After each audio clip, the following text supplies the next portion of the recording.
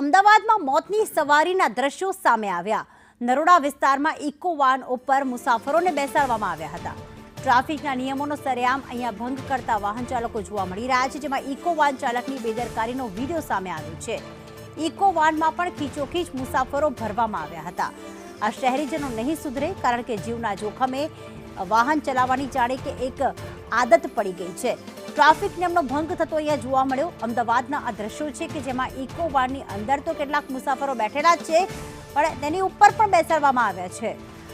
દિવ્યા અમારી સાથે જોડાઈ ગયા છે। દિવ્યા, ક્યાંના આ દ્રશ્યો છે અને ટ્રાફિકના નિયમોનું સરેઆમ ઉલ્લંઘન થઈ જ રહ્યું છે અને સવારનો સમય, દિવસનો સમય છે, શું ટ્રાફિક પોલીસને આ બેદરકારી ન દેખાઈ? પ્રીતિ, જ્યારે કોઈ દુર્ઘટના બને ત્યારે તંત્ર દ્વારા આ એક્શન લેવામાં આવતા હોય છે। તેવું જ થતું હોય છે કે પહેલા ઘટના બનવાની રાહ જોવામાં આવે।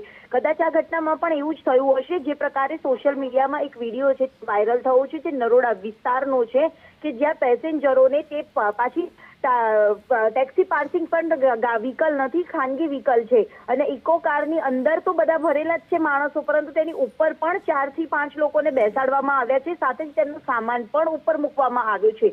જીવના જોખમે આવી સવારીઓ કરવામાં આવી રહી છે। અમદાવાદ શહેરમાં સતત ટ્રાફિકની સમસ્યા વધી રહી છે। ટ્રાફિક વધતો હોય છે ત્યારે દિવસે પણ આ પ્રકારના દ્રશ્ય સામે આવે છે અને જીવના જોખમે લોકો મોતની સવારી જાણી જોઈને કરતા હોય છે। ત્યારે આવા વાહન ચાલકો જે ખાનગી વાહનોમાં પણ ટેક્સી પાર્કિંગ તરીકે ગાડીઓ ચલાવે છે, તેમની સામે એક્શન ક્યારે લેવામાં આવશે?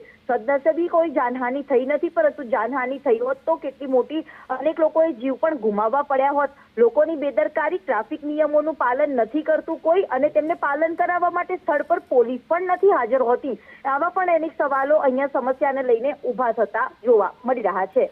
આભાર દિવ્યા તમામ વિગતો માટે।